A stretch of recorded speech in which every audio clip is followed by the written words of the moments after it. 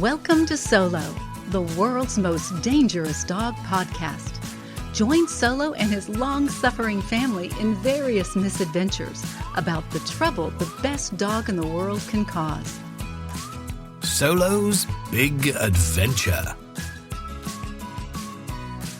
Solo looked through the glass kitchen door, out over the lawn and into the valley beyond. Not that he could see too much. The weather was terrible. The rain was coming down in sheets, with the wind blowing the rain one way and then the other. Solo sighed. He liked to go outdoors and explore, smell, dig, and make new friends. He certainly wouldn't be able to do any of these things based on what was going on outside the back door. He decided to see if the weather was as terrible in the front of the house. Solo was, as ever, a very optimistic dog. But even he had to admit that finding nicer weather from the front of the house than what he had seen at the back of the house was a long shot. Solo felt, quite correctly, that at some point bad weather ends and nice weather begins. But the chances of that happening directly over Solo's house was remote. So he padded from the kitchen, down the hall towards the front door, and then he turned into the front sitting room. He looked out of the large windows. It was just as rainy, windy, and miserable at the front of the house as it had been at the back of the house. Solo resigned himself to being inside for most of the day, and very bored indeed. Solo liked adventure, and the chances of adventure on a day such as this were very low. To make matters worse, he was on his own. The kids were at school, Dad was at work, and Mum was at some meeting or other. He sighed again. He decided the best thing he could do was to take a nap by the warm stove in the kitchen. Hopefully, when he woke up, the rain would have stopped. He was about to turn back towards the kitchen when he noticed a dark shadow outside. Something wet, black, and with 4 legs was walking slowly down the road outside Solo's house. "Who would want to be outside in this type of weather?" thought Solo. He looked closer, attempting to peer through the rain. It was definitely another dog. A smaller dog than Solo, as many dogs were. He was black and dripping water from every part of his body. His head was hanging low as he padded dejectedly on. He most certainly was a wet, miserable dog. He most certainly didn't appear like he wanted to be in the rain. Solo didn't hesitate. This dog, whoever he was, needed to get out of the rain as soon as possible. He was probably very hungry, too. Solo had eaten all the food he had been given for breakfast, so his bowl was empty. As his family had long ago learned to keep food out of Solo's way when they were out, Solo would have difficulty finding food for the poor dog outside. But Solo knew he would solve that problem when the time came, as he did most problems. In the meantime, Solo knew this dog needed a helping paw, and by golly, Solo was just the dog to lend that paw. He looked out of the window. The dog had disappeared, no doubt still on his way down the road. This meant Solo couldn't waste another second if he was to catch up to the dog. His first problem was how to get out of the house. As he was on his own, the family had locked all the doors. This meant that, in theory, Solo was locked in. But Solo knew he could get out if needed. Not that he had ever tried, but he just knew, should he need to, he could. He ran into the kitchen and to the back door. Sure enough, there was the large silver key sticking out of the lock. Without missing a beat, Solo jumped up, resting his front paws next to the lock. Then taking his large mouth, he gripped the end of the key. He twisted, trying to ignore the fact that a large metal key doesn't taste very nice, and as luck would have it, he heard a click, and the door was now unlocked. He was pleased he had saved this trick for an emergency, as he had no doubt, once his family realized what he had done, they would make sure no key would be left in the back door again. Next, he grabbed the metal door handle, reminding Solo yet again that wood was much more fun to chew, and pulled down. The door swung open a few inches, taking him by surprise and pushing him off balance. Solo fell on his back, all 4 legs in the air, knocking the wind out of him.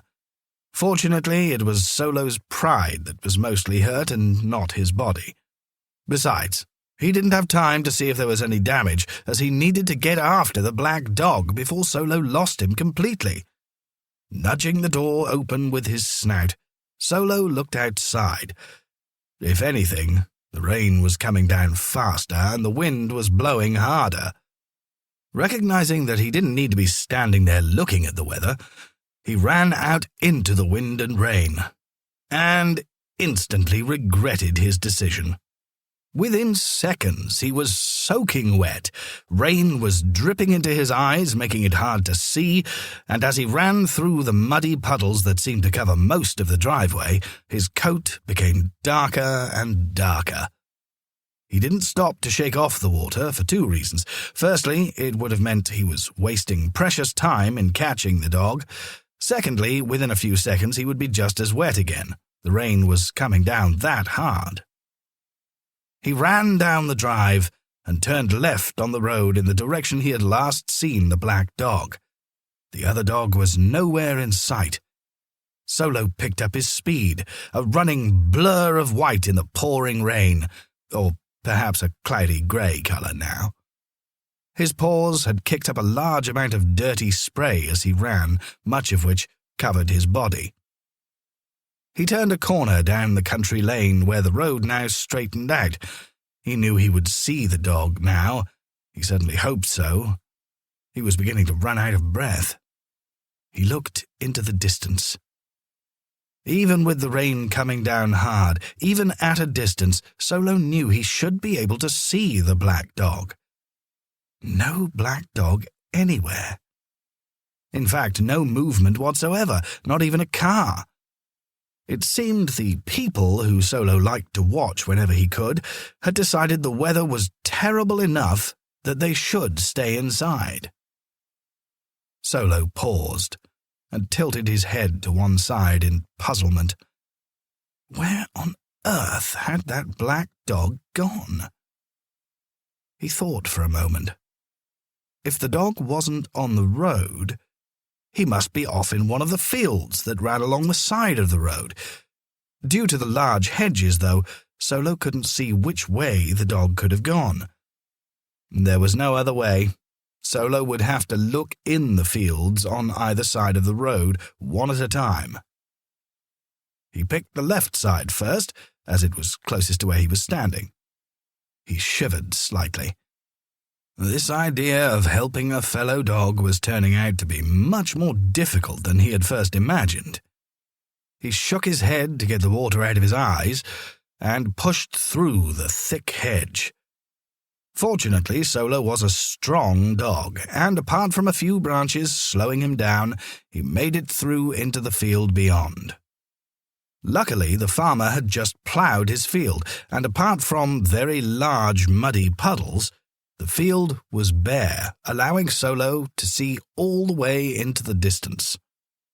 And there he was, the black dog, struggling to make it across.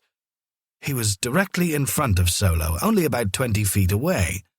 He had become stuck in the mud, and even though he was quite close to Solo, Solo wondered how he was going to make it to the dog without getting stuck himself. But there was no other choice. Solo had to get to the black dog. Just then, the other dog turned and noticed Solo. He barked plaintively. "I'm stuck," he said weakly. Solo shouted he would be right there and told the black dog not to move, although it became clear as Solo got closer the other dog couldn't move even if he wanted to. Solo could see he was standing in a gooey mess of mud, and the more the black dog struggled to get out, the more stuck he became. But as he was now so tired from trying to free himself, the black dog had given up struggling. Solo surveyed the situation. He needed to make sure he didn't get stuck himself, so he looked for a less muddy area close to the black dog. Then, carefully, he made his way out onto the muddy and flooded field. Solo moved each paw slowly, checking the ground carefully to make sure he wouldn't sink. Every once in a while, an area of the field that seemed capable of taking his weight would show how muddy it was, and one of his front paws would sink a few inches. Solo would then carefully remove his paw and try another spot. After what seemed like forever, Solo made it to the stranded dog. As Solo got closer, he realized that the dog was in worse shape than he had first realized. The dog's fur was matted and grimy, his ears were flat against his head, and he had a sad, desperate look in his eyes. He looked at Solo hopefully and tried to wag his tail, but he was too tired even to do that. He was a beaten dog. Solo decided the best way to get the dog out was to get close enough to his collar, which fortunately he still had, get a sound grip, and pull as hard as he could. Gingerly, Solo made his way around to the dog's head, and found an area he could stand close enough to lean in and get a grip on the black dog's collar. Carefully positioning himself, he planted both front paws as firmly as he could, took a tight grip on the dog's collar, and pulled with all his might. Nothing. Not even a smidgen. The black dog was as stuck now as he ever was. Solo took a deep breath and tried again. Nothing. No movement at all. Solo was worried about hurting the dog if he pulled too hard, but he decided leaving the dog stuck there was a worse option. Besides, if anything, the rain was coming down even harder, and Solo felt there was no time to lose. Taking a deep breath and pulling as hard as he could, Solo tried once more. At first it seemed that all his effort was working. Solo could feel the dog moving. He kept at it. But it was no use. Eventually, he had to give up, and the poor black dog slowly sank back into the mud. Still standing with the thick ooze around his paws and almost up to his knees. To make matters worse, the rainwater was starting to pool around the dog, and as the water was very cold indeed, the dog started to shiver. Solo stood back. His idea of pulling the dog out by himself was clearly not going to work. Even though he was a strong dog, he wasn't strong enough. Solo needed another plan. Then it hit him, like a lightning bolt. Suddenly, he knew what to do.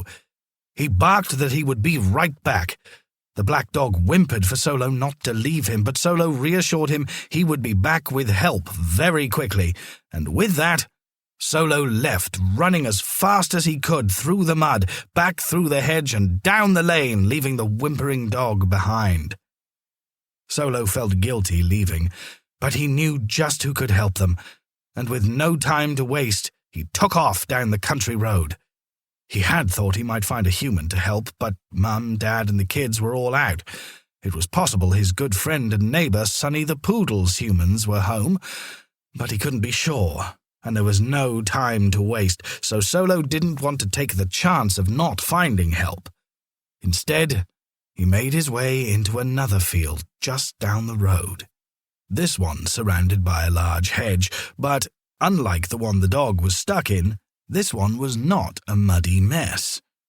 Instead, as he pushed through a gap in the hedge, Solo found a wet but not soggy field with grass. Dotted around the field were horse jumps. In the distance was a stable. And it was to this stable that Solo ran as fast as he could. Running through the open end of the stable, a panting and very wet Solo made his way to a particular stall. It was the stall of his new friend, Bernard the horse. As he had hoped, Bernard was in his stall, head over the half door and into the main stable area. He had his eyes closed. He was asleep. Solo had to remind himself that horses slept standing up. He stopped directly under Bernard's large head. Solo looked up. "How do you wake a sleeping horse?" he wondered. But there was no time to ponder this question for too long. The black dog was in trouble, and Solo needed Bernard's help right now. So he barked. Not a soft, gentle, "wake up gently" bark, but a loud, insistent, "wake up, you're needed" bark. The effect was immediate. Bernard jumped, his large head shaking backwards and forwards as he tried to identify the source of the horrible noise that had disturbed his dreams. He looked left down the stables and into the field beyond. Nothing. He looked right and towards the closed stable doors at that end. Again, nothing. It never occurred to him to look down. He was beginning to think he had dreamed the whole thing, that perhaps it had been a nightmare, when he heard a familiar voice. "Down here, Bernard," Solo barked. Bernard lowered his large head. "Solo!" he whinnied in surprise. "What on earth are you doing here?" He had to speak louder than normal to be heard over the sound of the rain hitting the tin roof.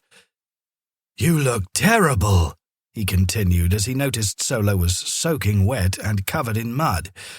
Solo knew he didn't really have time to explain. They needed to rescue the black dog as soon as possible. "I need your help, now," Solo barked. "Now, in this weather? Why?" "I don't have time to explain, Bernard, but it's really urgent. I need you to follow me." In the short time Bernard had known Solo, he never once thought of Solo as a dog who would get overexcited about anything. Solo was a cool dog. So for Solo to be worked up over anything, the situation must be serious, and that was good enough for Bernard. "All right, Solo, I will come for you, but there had better be a good reason to drag me out in weather like this." Solo barked that there was a real reason that he would explain on the way. The first problem to solve was how to get Bernard out of his stall, but this was easily solved. If Solo could figure out how to open the back door to his house, he could certainly figure out how to open Bernard's stall. Jumping up on his hind legs and placing his front paws on the lower part of the door that Bernard was leaning over, Solo grabbed the simple latch that held the door closed. Carefully lifting it up and then pulling it sideways, the door popped open. "Well done, Solo," Bernard whinnied. "Now what?" "Follow me, fast!" And with that, Solo ran out the open end of the stables with Bernard in hot pursuit. Solo came to the gap in the hedge that he used to get into Bernard's field and ran through. The gap was too small for Bernard, but this wasn't a problem. Bernard simply took one look at the hedge, took a short run, and jumped clean over it. After all, this was what Bernard had been trained to do. He was a show-jumping horse. Now, in the small country road, Solo and Bernard ran side by side towards the other field. Before Bernard could ask where they were going, Solo disappeared through yet another gap in a hedge. Clearly he expected Bernard to jump the hedge as he had done a few seconds earlier. So, taking a leap and trusting there was nothing on the other side he needed to avoid, Bernard jumped. Clearing the hedge easily, he landed in the very wet and muddy field. When he landed, mounds of wet mud shot up all over his shiny coat. Unlike Solo, who loved to get muddy, Bernard was proud of his appearance. He enjoyed having his coat brushed on a regular basis. Bernard was not happy at his newly acquired mud. "Solo!" he bellowed. "Look what you made me do! His voice trailed off when he noticed the stranded dog. "Oh," said Bernard. "I can't pull him out, Bernard," Solo yelled above the wind and rain. "I need your help." Bernard understood immediately. Even from where he was standing, Bernard could see the dog was shaking from the cold. So, without any worry of getting stuck in the mud, he strode over to where Solo and the dog were, and, very carefully positioning himself, reached down and ever so gently placed his mouth over the back of the neck of the dog. The dog was too tired to do anything at all, so he just stood there, shaking. Bernard slowly gripped the dog's skin at the top of his neck and, careful not to hurt the poor creature, started to pull. At first, nothing seemed to happen. Then, slowly, one paw at a time, the black dog was pulled free, Solo barking encouragement the entire time. After what seemed like forever, the dog was free, hanging forlornly from the giant mouth of Bernard. Walking backwards at Solo's direction to the edge of the field, Bernard gently placed the dog back on the ground, where he collapsed on his side, breathing heavily. Solo went over to Bernard. Had he been able to reach, he would have patted Bernard on the shoulder, but as he was nowhere near tall enough, he had to settle for barking, "Great job, Bernard." Solo now went over to the black dog and asked how he was doing. It took a few minutes, but eventually Solo found out that his name was Goldie, which made no sense to Solo as Goldie was not gold but black. But Solo had long ago given up trying to understand why it was humans gave their pets the names they did. After a few minutes, Goldie was able to sit up and had enough strength to explain that he had got lost when on a walk with his owner. When the rain and wind had really started to blow, there had been some thunder, and this had spooked him enough that he had bolted into some woods, became lost, and eventually ended up on the road outside Solo's house. Goldie was sure his owner was anxiously looking for him, but Goldie didn't know where he was or how to get back home. Solo and Bernard both agreed that they would help Goldie get home as quick as possible. The trouble was, neither Bernard nor Solo knew where Goldie lived, although Goldie did say that if they got closer to where he lived, he would recognize the area and guide them the rest of the way. Goldie was wearing his collar, and his address was on it, but as neither Bernard nor Solo could read, that was no use to them. They decided to head back to Bernard's stables, where at least they could get out of the rain and plan what to do next. Perhaps they could find a human to help them, although how two very wet and dirty dogs and one large, very wet and dirty horse would explain the situation, none of them could figure out. The three of them made a strange sight, splashing down the country road, either side bordered by hedges and fields. Had they passed any human, the humans would have seen a strange and wondrous sight. An extremely large brown horse, and a much smaller and bedraggled dog were following a Labrador, which at one time was probably white, but now was so covered in mud it was hard to say what colour he really was. Progress was slow, as Goldie was very weak and couldn't walk very fast. Eventually they made it to Bernard's field, but on the way Solo had been thinking. What Goldie needed wasn't just to get somewhere warm out of the rain, but some good food. And while Solo had no doubt Bernard's stables had horses' food, he was pretty sure there wasn't any food suitable for a dog. Solo suggested that they walk a short distance further to his house, as in addition to warmth and being out of the rain, Solo was certain he could finagle some dog food for Goldie. He wasn't totally sure how he would do this, as his food was locked away to prevent him grabbing an unsupervised meal. But as usual, Solo was certain that if he needed to do something, he would find a way. Goldie wasn't too keen on walking the extra distance to Solo's back door, but Solo assured him that it wouldn't take long, and Bernard, who by now had become used to Solo's sense of adventure, and also out of concern for Goldie, decided that he too would tag along. Solo wasn't too sure how Bernard would fit through the kitchen door, but that was another problem that no doubt would be resolved when they made it to his house. They turned down Solo's drive and headed towards the back door. Bernard told Solo he probably shouldn't go in and should head back to his stables once he knew Goldie and Solo was safe. But Solo was having none of this. Bernard had helped save Goldie's life, and to Solo this meant that Bernard deserved to get out of the rain as much as he and Goldie did. How might he explain Bernard's hoof prints on the kitchen floor? Well, that problem would have to be added to the long list of problems that Solo needed to resolve. The back door was swinging wildly in the rain when they arrived. Solo led the way inside, followed by Goldie.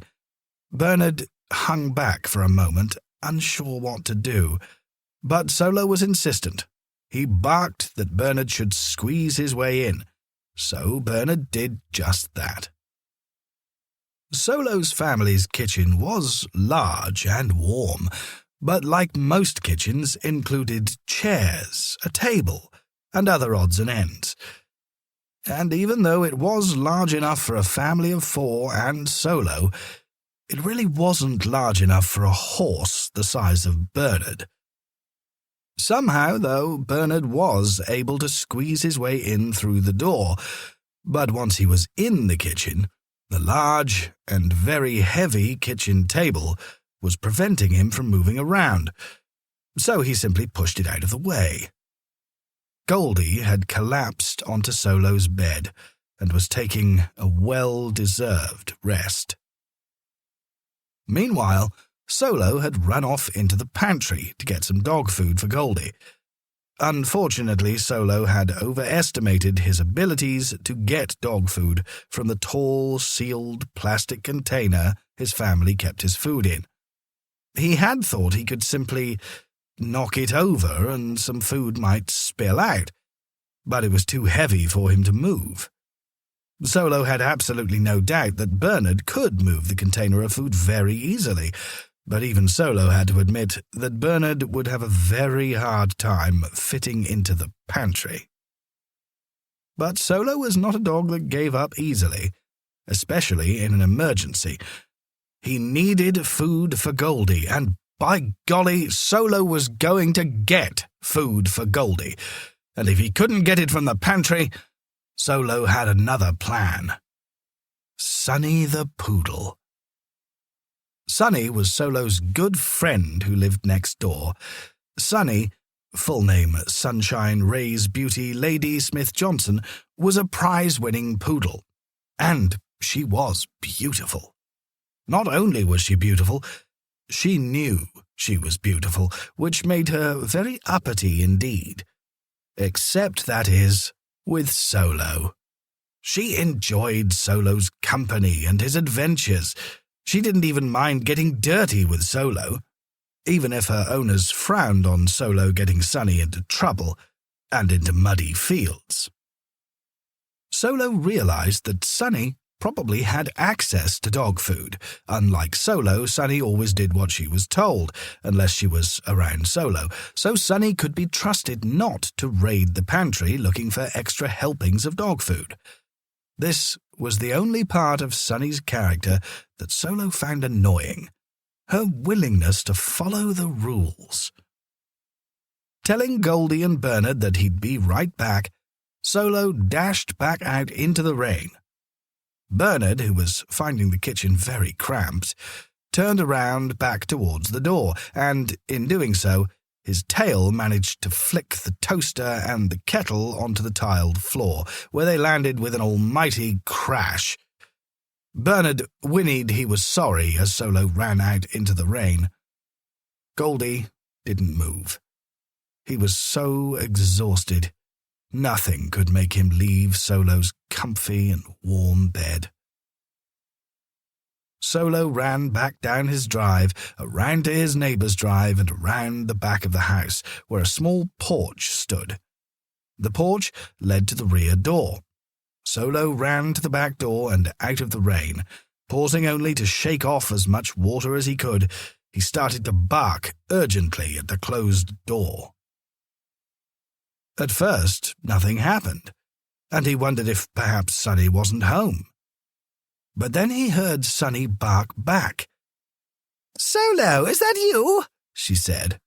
"Yes, open up. I need your help. It's urgent."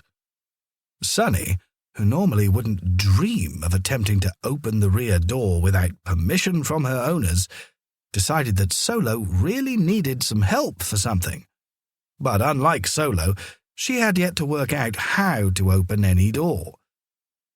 "I would, Solo. I just don't know how to open this door." Solo told her that perhaps it wasn't locked, so he tried putting his teeth on the door handle and pulled. The door was locked after all, so he asked Sunny if there was a key in the lock. She said yes. Solo told her he was going to explain to her how to open the door. And, much to his amazement, with only a little encouragement, Sunny was able to open the door, just as Solo had explained.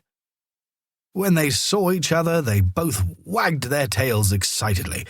Sunny, in particular, was very pleased with herself. Once again, Solo had taught her a new trick, although she was beginning to wonder if Solo was a bad influence on her. Her owners certainly didn't like her hanging around Solo, and truthfully, Solo was extremely proud of Sunny for doing so well, but he didn't have time to stop and explain. Solo rushed in, tracking mud and water as he went. "No time to explain," he barked. "Where's your food?" "That's the emergency, Solo," said Sunny in a huff. "You're hungry? You made me do all this just because you're hungry?" Solo ignored her and made his way to the pantry. How rude, thought Sunny, still not understanding what Solo was up to. As he had expected, Sunny's large bag of dry food was open and on the floor. And as he had expected, Sunny hadn't even been remotely interested in raiding it for extra food. He grabbed onto the bag and began to drag it toward the back door. "Solo, are you stealing my food?" Sunny barked. Not wanting to let go of the bag, Solo said through gritted teeth, "It's an emergency. I'll explain later." But to Sunny, all she heard was, "It's an emergency. And with that, he dragged the bag out onto the lawn and then disappeared down the side of the house, leaving a trail of dog food behind. Sunny stood and stared at the trail of dry dog food. Then she looked outside and saw the horribly wet and windy weather. Then she looked at the kitchen, now covered with Solo's dirty paw prints, which neatly followed the track of dog food. Normally, the last place Sunny would be was outside on such a day, but she reminded herself that she had done this once before with Solo, when she had discovered how much fun it was to roll around in a muddy puddle. She had had a ball last time, and if Solo was up to something, then Sunny decided that whatever it was, she wasn't going to let Solo do it alone. Her mind made up, she ran outside and followed the trail of food to Solo's back door. She stopped dead in her tracks, for there, right in front of her, was a black dog she'd never seen before, eating out of her bag of food in such a way that the dog may have never eaten before. A giant horse, his head bowed to avoid hitting the ceiling, stood next to a pushed-aside kitchen table, and various kitchen appliances were scattered around the floor. Seeing Sunny, Solo introduced her to Bernard and Goldie. All Sunny could do was stare at the giant horse in awe. She walked in, but stood close to Solo, unsure what such a large creature would do. Goldie ignored her and kept eating. Solo took a moment to explain what had happened, and that Goldie was lost, but didn't know how to get back or his address. "Didn't you look at his dog tag?" Sunny asked. "We did," said Solo, "but dogs can't read." "I can," said Sunny. Not for the first time, Solo marveled at how clever Sunny was. Sunny walked over to Goldie, who paused from eating for a moment so Sunny could read his dog tag. 16 Grover Place, said Sunny. "I know where that is. It's not far." Solo was impressed again. Not only could Sunny read, she knew where places were. Solo relied on instinct and memory to find his way. Sunny actually knew. "Come on, let's go," said Solo to Goldie. "Let's get you home."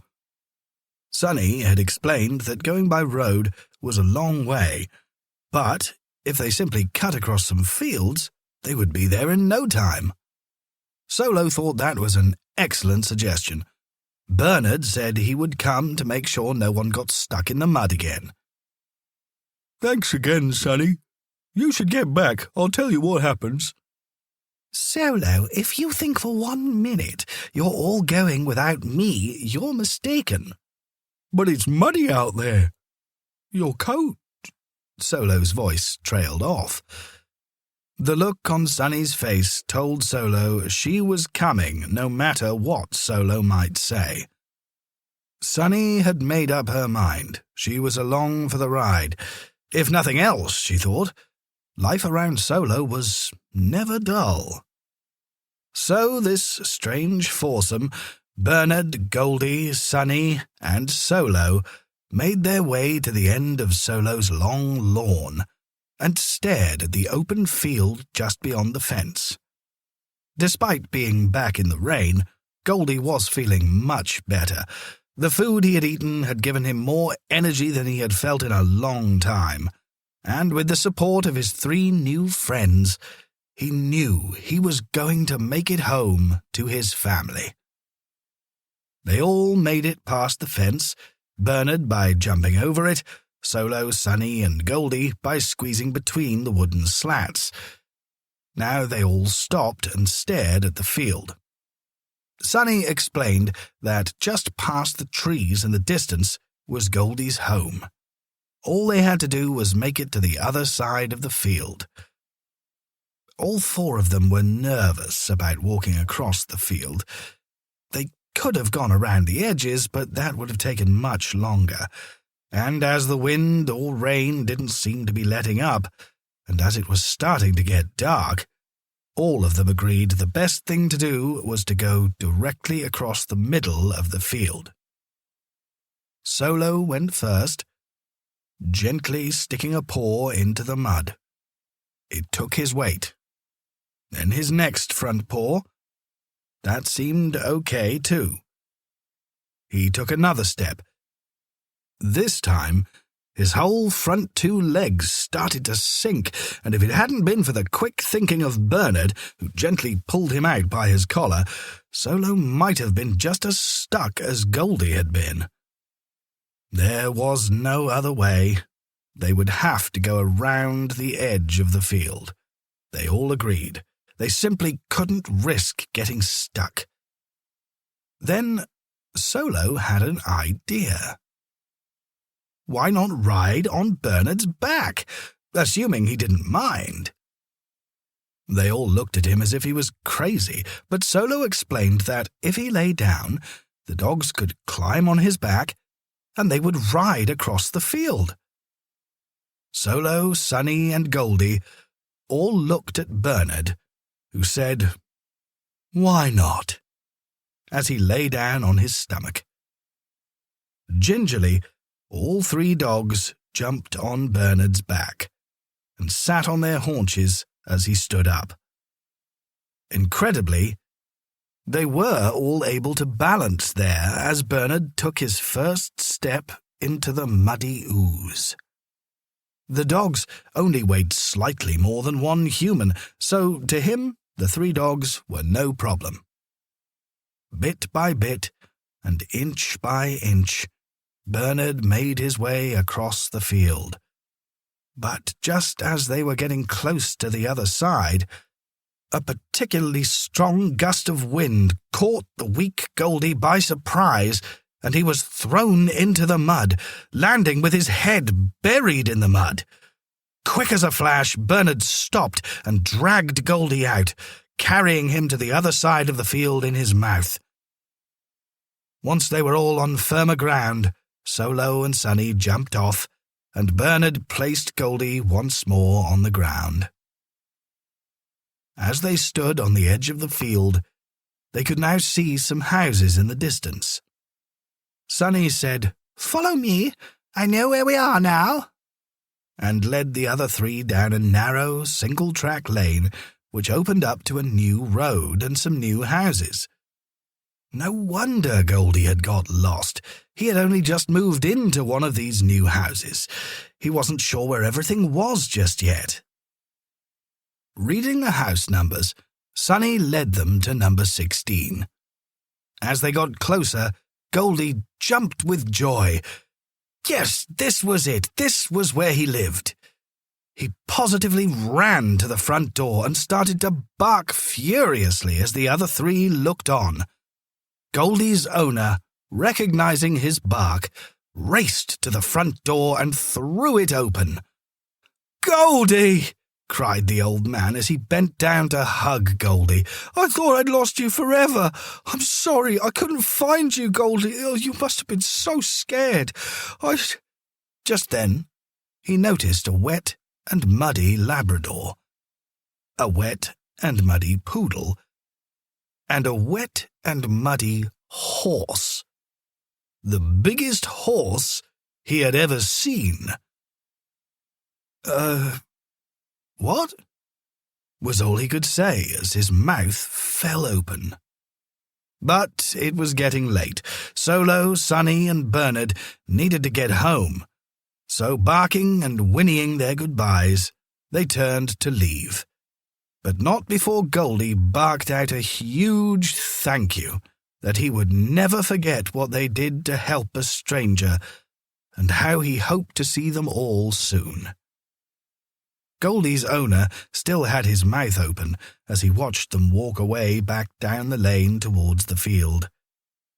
The three crossed the field the way they had done earlier, with Solo and Sunny riding on Bernard's back.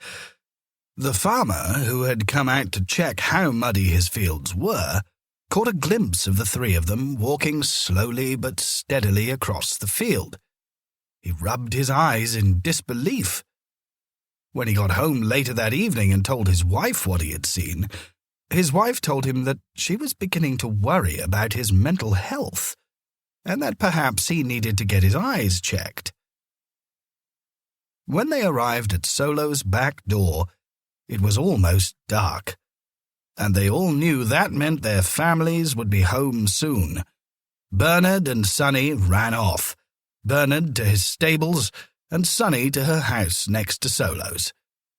Later that evening, Sunny's owners looked at the dreadful state their prize poodle was in, only this time they couldn't blame Solo.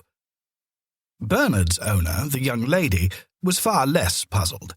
She just thought Bernard's stable door had been left open and that he had gone for a quick stroll. This was not the case for Mum, Dad, and the kids. When they got home, the toaster and various pots and pans were on the floor.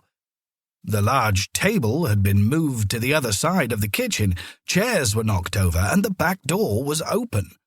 And to top it all off, a large bag of half-eaten dog food had been dragged into the kitchen. A bag of dog food that Solo's family didn't buy. "Burglars!" cried Mum when she first saw the carnage. Dad agreed and was about to call the police when he spotted something. All over the kitchen floor were the unmistakable muddy prints of a horse's hoof. He looked outside, and sure enough, the lawn was covered with the dents from the hooves of a very heavy horse. "How on earth did a horse get in here?" he asked his wife as he pointed to the marks on the floor. "A horse, dear," said his wife absent-mindedly as she sat down, wondering how she was going to clear up the mess. Dad looked. Where was Solo? His bed wasn't where it normally was. He looked under the table. Solo had wisely dragged his bed from the old spot in the room to back under the kitchen table, and there he was, pretending to be sound asleep as if nothing special had happened. He had only moved his bed after he had tried a large sampling of Sonny's food, and even though it had filled him up, he decided that he preferred his own food. But, he thought, strange food was a small price to pay if it meant helping a fellow dog. Find this story and more in the Books of Solo's Adventures at Amazon.com and at solothedog.com, with illustrations by Stephanie Schultz, edited by Catherine Perkins, published by Heavy Media. Ask for Solo at your favorite bookstore.